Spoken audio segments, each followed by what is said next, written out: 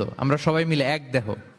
দেহের কোনো অঙ্গ যদি ইনজুর্ড হয়, সারা দেহ যেমনি কষ্ট পায়, বিশ্বের কোথাও আমার কোনো দিনী ভাই যদি কষ্ট পায়, আমাদের প্রত্যেকের হৃদয়ে রক্তক্ষরণ ঘটে। চিল্লায় বলেন ঠিক কিনা?